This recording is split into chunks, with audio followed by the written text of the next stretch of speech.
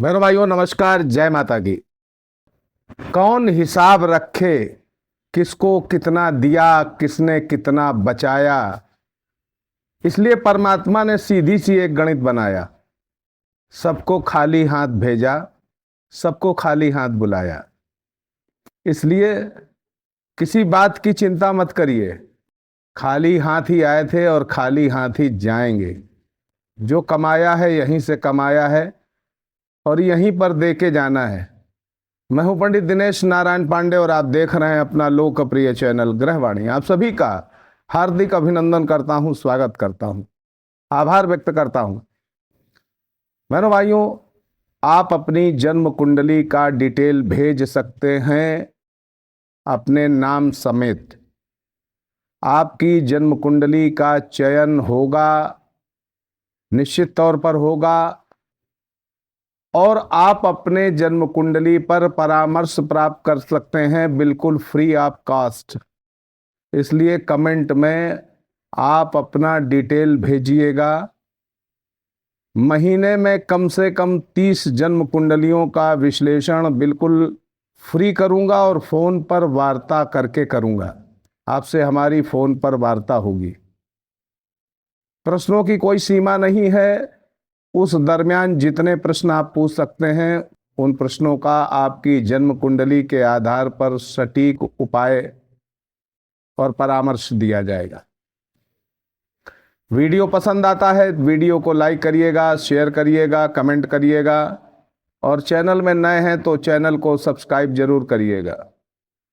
मेरे भाइयों, अप्रैल माह के राशिफल की श्रृंखला में आज का वीडियो धनु राशि पर आधारित।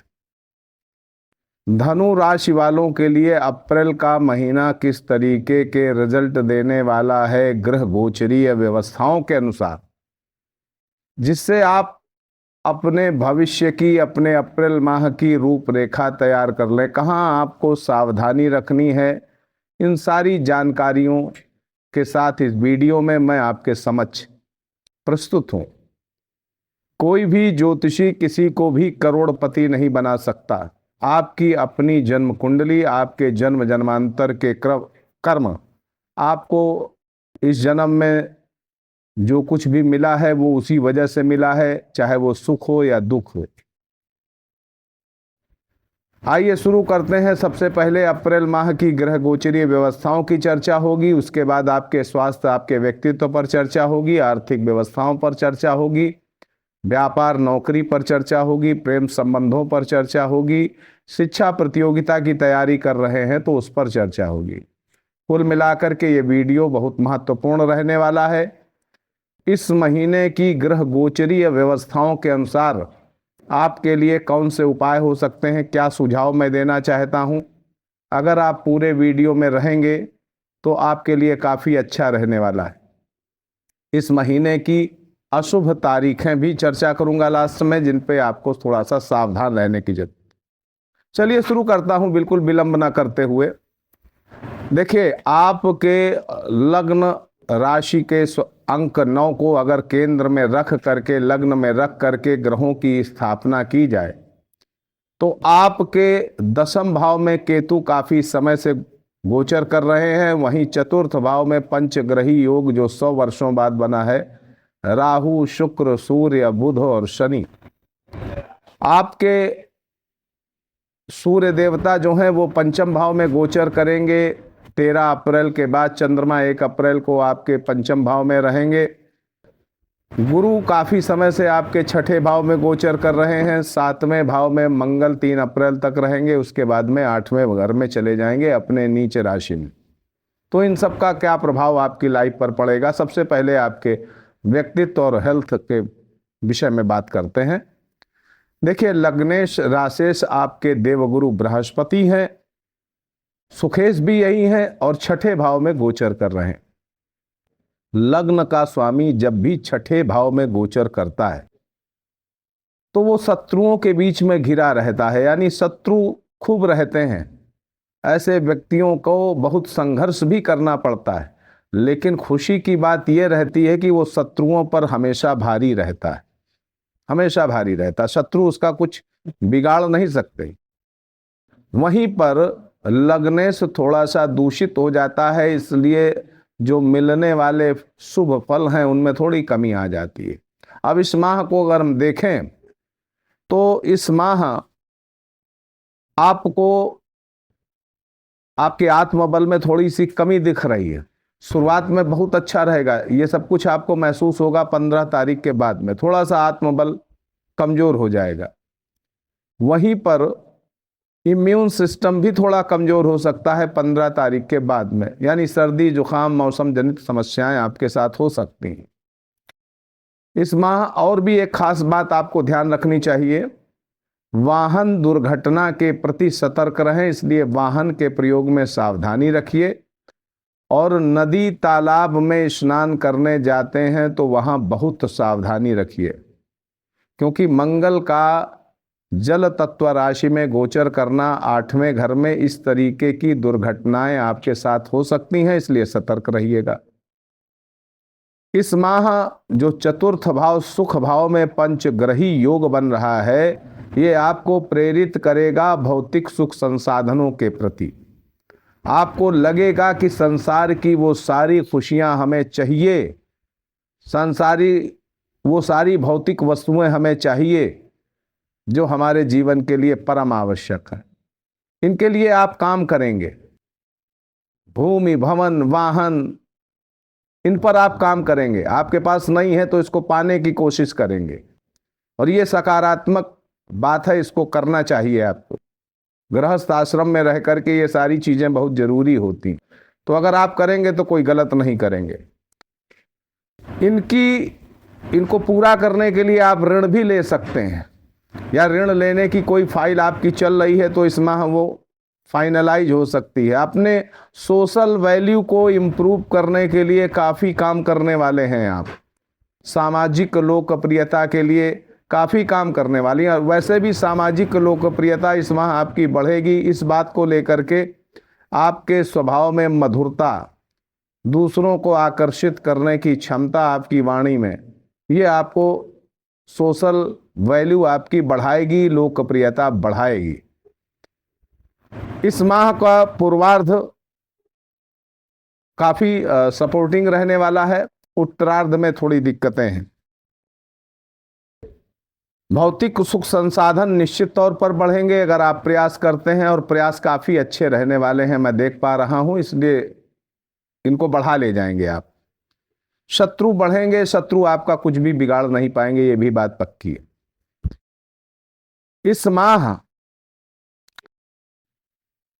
वाहन भूमि भवन, अगर कोई काम कोई सपना आपका अधूरा रह गया है पीछे, जो पूरा नहीं कर पाए, मान लीजिए आपने मकान बनवाया था, वहां पर कुछ कमी रह गई है, तो लग जाइए, महीना पूरा हो जाएगा, वो काम पूरा हो जाएगा। वाहन खरीदने का प्रोग्राम काफी महीनों से बनाए हुए हैं लेकिन नहीं बना पाए हैं, इस महीने कोशिश करिएगा, बन जाएगा, वाहन खरीद पाएंगे। इस माह आप अपने परिवार के प्रति, अपने जीवन साथी के प्रति, अपने बच्चों के प्रति काफी लगाव महसूस करेंगे। बहुत हार्टली अटैचमेंट बढ़ जाएगा आपका। इस माह एक और खासियत है कि अब बड़े जो समाज के और प्रतिष्ठित हैं, इनसे मिलकर, इनके जनसंपर्क में आकर के आप अपने स्वार्थ की पूर्ति कर सकते हैं, अपना काम बना सकते हैं, और ये खास बात आपके अंदर इस माह आएगी और इसको आप कर भी लेंगे।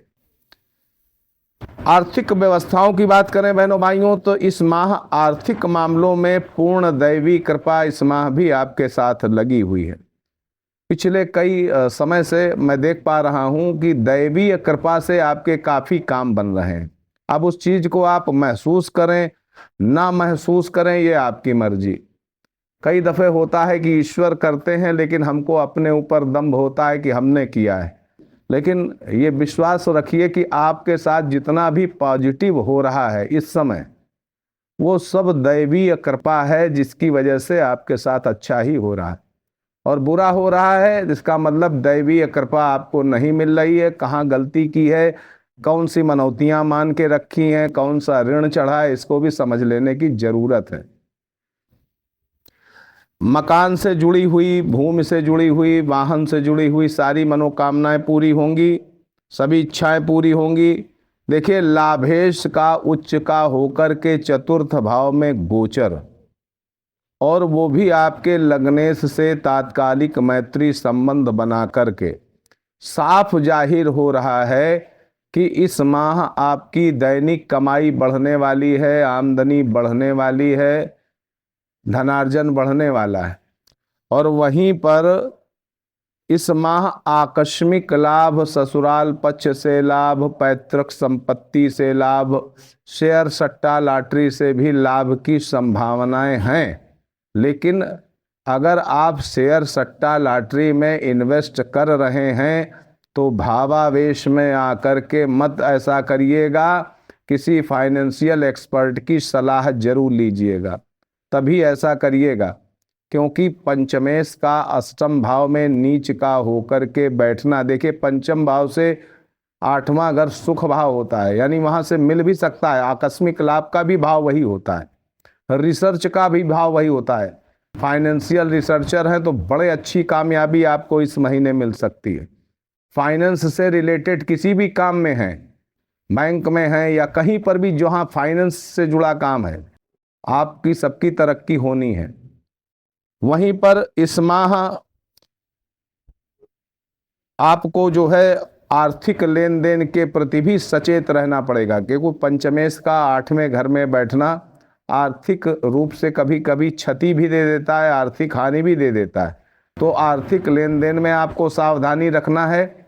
दूसरी बात यह है कि राजकीय मामलों से अगर कोई मामला लंबित है आर्थिक रूप से, या आपको गवर्नमेंट को कहीं कुछ टैक्स इत्यादि जमा करना है, या आपको अपना फाइनेंस ले रखा था उसकी किस्त आदि जमा करना है, कर्जा अदा करना है, तो यहाँ पर लापरवाही करना आपके लिए उचित नहीं रहेगा।